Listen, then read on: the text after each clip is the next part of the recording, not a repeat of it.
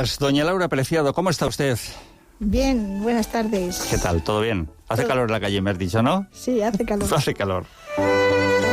Medimos otra temperatura, nos vamos a volver... Esto es un viaje en el tiempo hacia atrás, ¿no? Y esto me gusta. Vamos a la Miranda de 1752. Bueno, hoy has traído un libro que sí he leído, ¿vale? Muy bien. Que me lo regalaron... Me alegro. José Ángel ha leído un libro, ese es el titular, ¿no? Bien, lo leí en su momento porque me parece que es una radiografía muy interesante de un año muy concreto de Miranda, 1752. Claro, yo tendría que preguntarte, ¿y por qué este año y no otro? Bueno, ¿por qué, no? Porque es el momento en el que se hace esa encuesta, una gran encuesta fiscal a nivel nacional, que es el 1752, el famoso catastro de la Ensenada, en que lo hace el marqués de la Ensenada, pero por orden del rey, Fernando VI. Entonces tiene un año concreto porque es una encuesta real que se hizo en ese año de 1752. Luego, no estamos ante algo habitual en la época, ni mucho menos. No, para nada fue algo habitual, efectivamente fue algo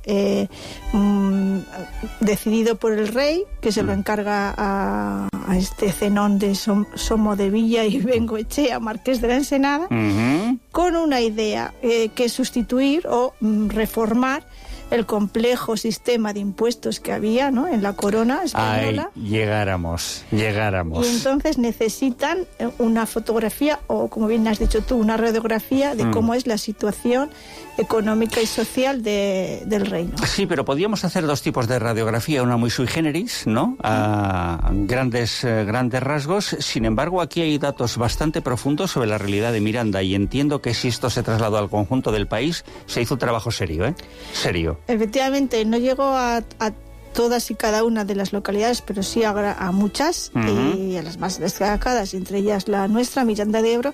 Y a través de esto, ¿qué consistía? Pues fue un cuestionario de 40 preguntas que llevaban consigo una serie de funcionarios que van a miles de localidades de Castilla. Para cada pueblo se le preguntaba esas 40 cuestiones. ¿Qué preguntan en esas cuestiones? Pues el número de habitantes, las tierras, las casas, las propiedades que hay, a qué se dedica. Fundamentalmente estadística, ¿no? Estadística, efectivamente, los oficios, ¿no?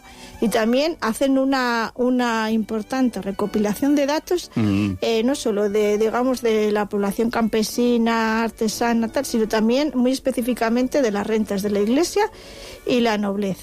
Y estos dos sectores de la población son los que se va a oponer a esa reforma que plantea el rey. Casualmente, como no podía ser de otra manera, iban a perder en parte pues exenciones y privilegios, y esa presión que hicieron el clero y la nobleza hace que este catastro no se pusiera en práctica, los nuevos impuestos. A ver si lo entiendo. Los que tenían la pasta se revolvieron como gato panza arriba, ¿no? Efectivamente. Para que nos entendamos todos, ¿no? Para que ellos no tuvieran que aumentar sus contribuciones a la corona. Entonces fue un intento de reforma fiscal que no llegó a buen puerto, pero que sin embargo nos dejó para muchas localidades como es la nuestra un gran censo, una gran encuesta, un documento muy importante con una serie de datos que sirven, ¿no?, para conocer cómo era, en este caso, la Miranda de Ebro, la villa de Miranda de esa época, de mediados del siglo XVIII. Pues me has puesto sobre la mesa precisamente el siguiente argumento, el que vamos a desarrollar. Grosso modo,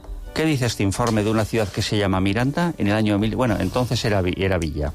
Era villa, efectivamente, todavía va a ser villa, porque estamos mediados del siglo XVIII. No estamos en 1907. Exactamente, falta bastante para convertirse en ciudad. Bien, ¿qué dice exactamente ese informe? ¿Qué radiografía de Miranda hace de 1752? ¿Cuáles son nuestras fortalezas fundamentales? Pues es que si lo extrapolamos a la actualidad, las fortalezas siguen siendo muy, muy parecidas. Lo que pasa que, bueno, en el salto de los siglos, ¿no? Pero nos dice que la economía combina la agricultura y la ganadería, pero que ya en ese momento ya tiene Miranda un cierto peso en el comercio y en las actividades artesanales. Vale.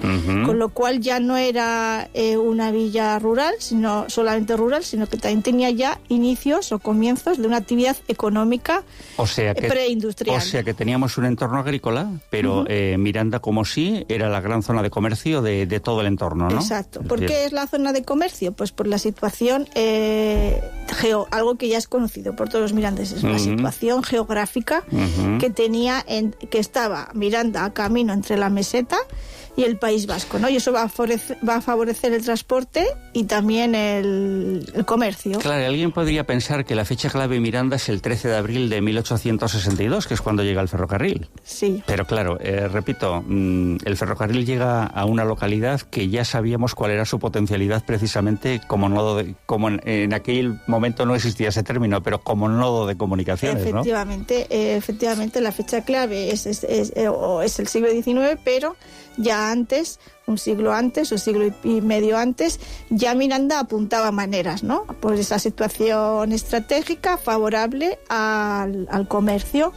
Por eso digo que es una ciudad preindustrial. Ya el ferrocarril nos traerá después la Miranda industrial, ¿no? Pero esto es una fase anterior. La agricultura sigue siendo base económica, pero el comercio ya da señales de fortaleza. Y luego, además, el concejo de Miranda nos dice este catastro, estas encuestas, tiene bienes propios y ya tiene una estructura de gasto público. Esto también es algo que nos dice esta encuesta. O sea que algo que no varía a lo largo del tiempo es que los que más tienen nunca quieren soltar la pasta ni los privilegios, ¿no? Eso es. Estemos en el siglo que estemos... Siempre la economía es la que marca, digamos, también los pasos políticos y la ideología. Oye, leyendo este libro uno puede llegar a la conclusión de que este rey intentaba un poquito la modernización del Estado, ¿no?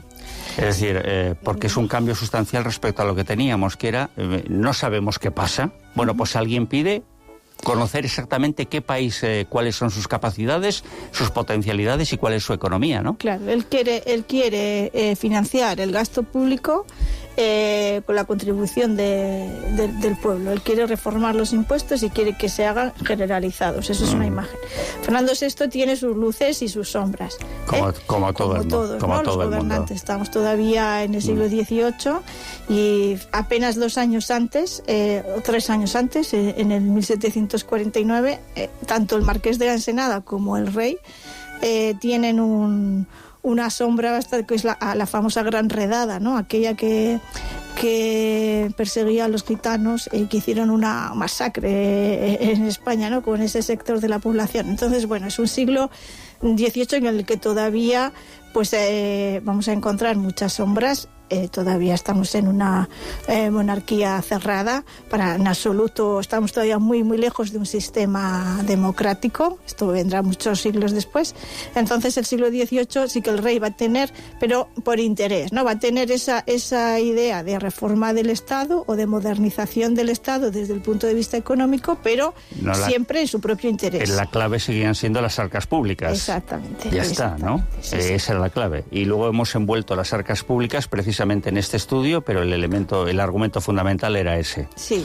¿Cuál era la economía de ese país y cuántos recursos podía extraer de la ciudadanía para la administración central, ¿no? Efectivamente, efectivamente. Entonces, lo que pasa que la diferencia es que por primera vez él también, no por primera vez, pero es un poco característico de este rey, que no se va a fijar siempre en quien tenía que contribuir con los diezmos, que era el pueblo llano y la burguesía, sino que también se va a centrar en saber qué posee el clero y la nobleza, porque les quería sacar un jugo que todavía no se sacaba.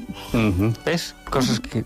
Si es que al final la historia se repite, Laura. Sí. Me encanta que traigas este tema a colación, porque esto podías aplicarlo al siglo XXI. Claro, ¿quién frena las reformas económicas, las reformas fiscales? ¿Quién las frena siempre? Pues el que más dinero tiene. El que puede. Exactamente. El que puede. Eso es. Muy interesante este análisis. ¿Se nos ha olvidado algo? Más o menos hemos hecho un diagnóstico de cómo era esta Miranda en 1752, donde ya presumía de potencialidades que hemos ido extendiendo a lo largo del tiempo. Bueno, hay una primera parte de texto y hay una segunda más numérica, ¿no? Donde... Claro, efectivamente. La primera parte es la que el autor del libro, Floriano Ballesteros, que en su día fue el jefe del archivo de la Diputación de Burgos, o el archivero provincial, pues hace un estudio histórico breve y luego ya nos va detallando las contestaciones a las preguntas. Entonces es muy interesante leer las preguntas y leer las respuestas. Y bueno, sobre todo hay una parte muy bonita en la que vamos a saber pues cuántos mesones y posadas había, cuántos comercios se dedicaban al pescado, cuántos a otro tipo de alimentos, cuántos abogados incluso, ¿no? Nos dice, por ejemplo, que había 3 abogados, los médicos, tal. Pues todas las profesiones detalladas, pues como bien has dicho tú, esas estadísticas con números y datos concretos de ese año. Curioso, más abogados que médicos, ¿no? Curioso. Más abogados que médicos, ¿eh? Había mucho pleito en la Chancillería de Valladolid a cuenta de Miranda y de su entorno. Eso también es una parte de la historia muy interesante. Ay, querida Laura, los límites de las fincas. Eso es. ¿Cuántos pleitos han generado? Entonces, un metro arriba, un metro abajo. Los pleitos de las fincas, los pleitos de conseguir la nobleza, ¿no? El destacar los privilegios que eran muy, muy importantes, como hemos dicho. Pues todo eso también se va a reflejar.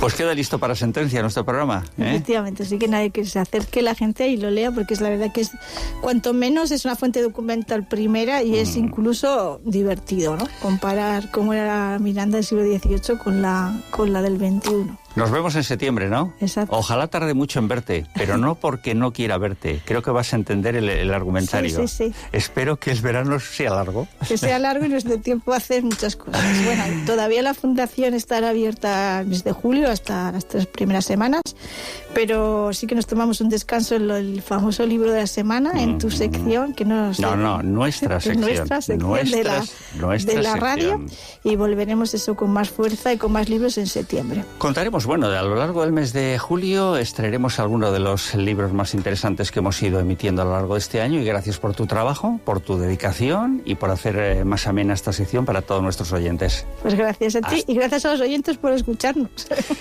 Que sin ellos no hacemos programa.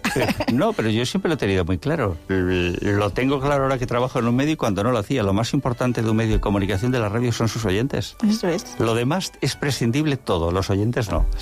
Buen verano. Igualmente.